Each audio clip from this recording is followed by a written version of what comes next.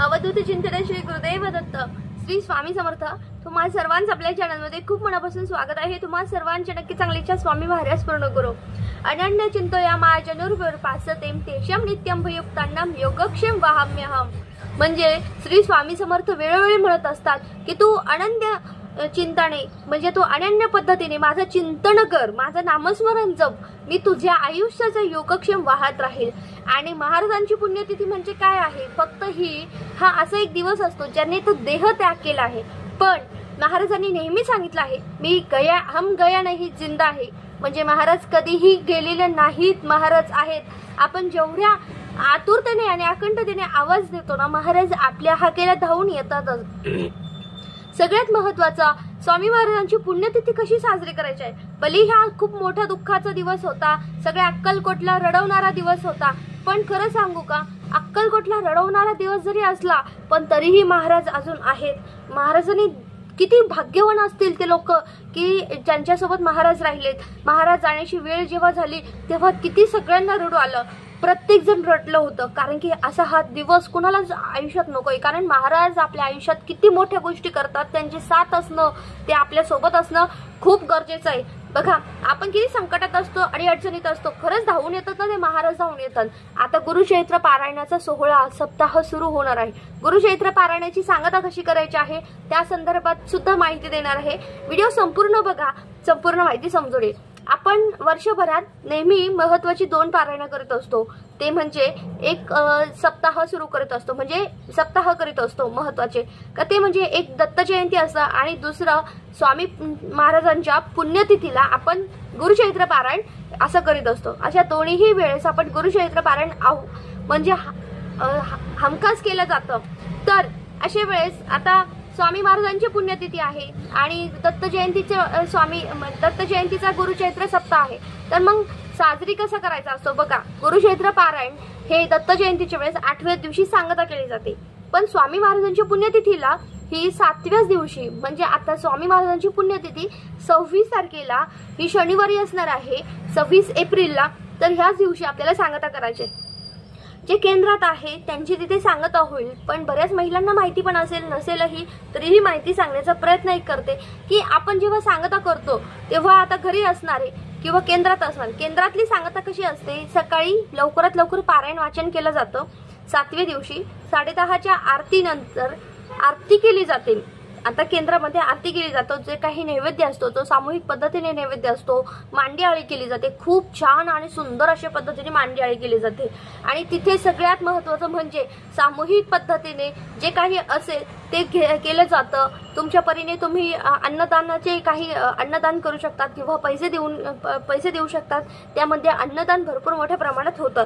आणि असं असताना आपण जेव्हा पारायण करतो शक्यतो आपण घरी जोडप्याला बोलवत असतो, पण केंद्रामध्ये जे काही आहेत जे भाविक असतात, गुरुगृही केलेल्या अन्नदानाला सुद्धा खूप महत्त्व आहे, म्हणून तिथे अशा पद्धतीने साजरी केली जाते। हा झाला म्हणजे आपल्या केंद्रातला। दुसरा म्हणजे जे घरी पारायणाला बसलेले आहेत, पारायण करत आहात, आता त्यांनी कसं करायचंय? जे घरी पारायण करताय बघा, प्रत्येकाच्या म्हणजे आता गुरुक्षेत्रामध्ये तुम्हाला माहिती पूर्णपणे कळेल, तुमच्याकडे असेलच, पण तरीही सांगते की आपण 10:30 वाजता नैवेद्य आरती करायची। त्यामध्ये पहिली येते गणपती बाप्पाची, दुसरी येते स्वामी महाराजांची, तिसरी असते दत्त महाराजांची। ह्या 3 सकाळच्या आरत्या असतात आणि त्यानंतर सत्यनारायणाची म्हणजे नारायणाची आरती असते। ओवाळू नारायण ही संध्याकाळच्या आरतीमधले ती एक असते आणि गायत्री मातेची आरती असते। अशा पद्धतीने आपल्याला ह्या आरत्या करायच्या असतात, मंत्रपुष्पांजली घ्यायची असते। त्यानंतर मंत्रपुष्पांजलीला आपण ओम श्री सद्गुरू अक्कलकोट निवासी म्हणजे महाराजांचा जय जयकार करायचा असतो। नंतर सद्गुरुनाथांची प्रार्थना करायची असते आणि शांतपणे बसून एक माळ जप करायची असते, श्री स्वामी समर्थ। ह्या पुण्यतिथीच्या सोहळ्यानिमित्त सगळ्यांनी घरात थांबा, सगळ्यांनी उपस्थित राहा। आपण ही 10:30ची नैवेद्य आरती करणार आहोत, पण मला एक सांगायचं आहे की आता महाराजांची पुण्यतिथी आहे, खरंच हा थोडासा वाईट दिवस आहे। मग आपण ह्या दिवशी ना फक्त एक साधा नैवेद्य ठेवायचा आहे, मग डाळ भात असेल, भाजीपोळी असेल, फक्त याच्यात आहे ना जो नैवेद्य करणार आहेत ना आपण महाराजांसाठी, त्यामध्ये कांदा लसूण घालू नका। हे नैवेद्याचं जे ताट आहे, जी नैवेद्य आरती करणार आहोत त्यानंतर ते स्वतः खा नंतर तुम्ही म्हणजे तुम्हाला असं सगळ्यांनी मिळून खाल्लं तरी चालेल, यात काही हरकत नाही। फक्त हा दिवस आहे ना साजरा कसा करायचा आहे, प्रत्येकाच्या घरात महाराजांना भूषणावं वागावं असं प्रत्येक महाराजांची खूप इच्छा असते।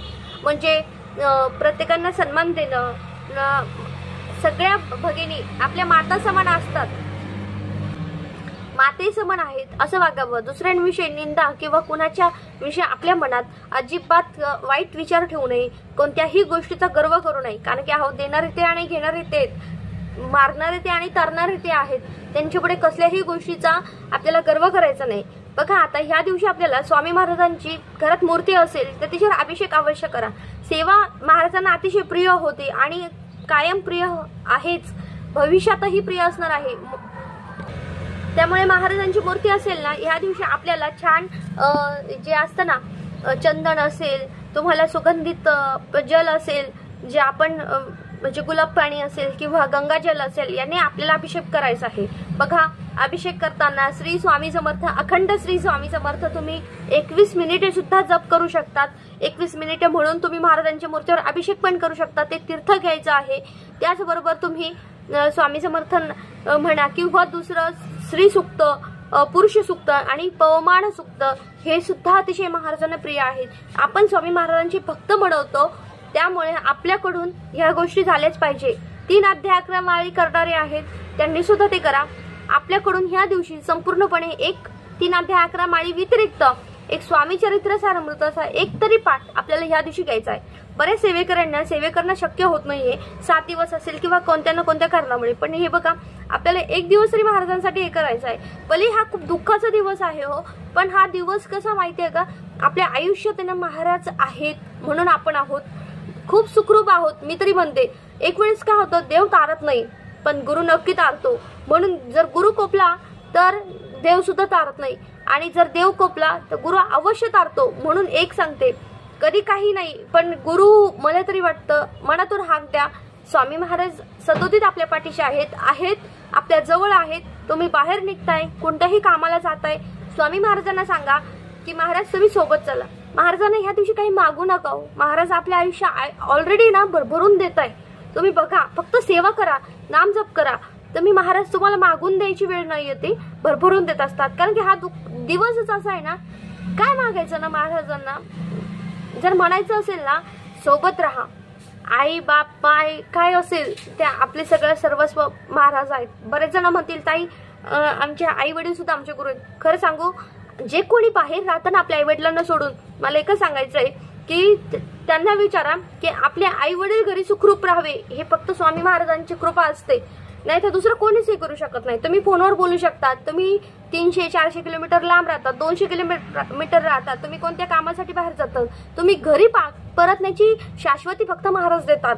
तुमचे आई वडील किंवा आपली घरातली व्यक्ती सुखरूप राहावी हे फक्त स्वामी महाराज करतात। म्हणून सांगते, आयुष्यात पैशापेक्षा मोठी ना आपलं सुख समाधान, आणि आयुष्यात आपण सगळे व्यवस्थित आहोत ना हे फक्त महाराजांची कृपा आहे। म्हणून महाराजांना नका मागू काही, महाराज आपल्या आयुष्यात असणं, सेवेकरी होणं, सेवेकरी राहणं, सेवेकरी करणं हे पण खूप महत्वाचं आहे। ज्या दिवशी जास्तीत जास्त सेवा करा, सेवेला महत्व द्या। महाराजांना आपल्या आयुष्यात गुरुचं स्थान आहे, आणि गुरुचं स्थान असल्यामुळे सगळ्या गोष्टी महाराजांवर सोपवून द्या, सगळं ते करतात। आता ह्यानंतर आपण जे काही नैवेद्य आहे तुम्ही ह्या दिवशी संध्याकाळी गादीवर झोपू शकतात 7व्या दिवशी। त्याचबरोबर तुम्ही त्यानंतर सकाळचा नैवेद्य आपण जो प्रसाद म्हणून ग्रहण करणार आहोत, त्यानंतर तुम्ही आपण नंतर भाजी पोळी वगैरे नेहमीसारखी रोजची कांदा लसूण वगैरे ते टाकून खाऊ शकतात। डाळ म्हटलं कडधान्यामध्ये तर ह्या दिवशी डाळ चालणार आहे, अवश्य करा। साधा खडी साखरेचा जरी नैवेद्य ठेवला ना तरी चालते, महाराज कधीच कशाचं सोहळं वगैरे मागत नाही, त्यांचे कोणतेच सोपस्कार नाही आहेत, पण सगळ्यात महत्वाचं असं ती त्यांची भक्ती खूप महत्वाची असते। या दिवशी तुम्हाला जेवढं सात्विक राहता येईल ना तेवढं राहा, आणि खरंच खूप दुःखाचा दिवस आहे, प्लीज मागू नका, मला असंच म्हणते। कारण की जरी गुरुक्षेत्र पारायण असलं ना, करून घेणारे सुद्धा ते आहेत, सेवा करून घेणारे सुद्धा ते आहेत, सगळे त्यांच्यावर सोपवा, आयुष्याचा भार त्यांच्यावर सोपवा महाराज। बस मी जास्त काही बोलू नाही शकत, आजच्या पुरते इतकं झालेली सेवा स्वामी महाराजांच्या चरणी रुजू करते। व्हिडिओ इथेच थांबवते। व्हिडिओ आवडला असेल तर लाईक शेअर सबस्क्राईब करा। श्री स्वामी समर्थ।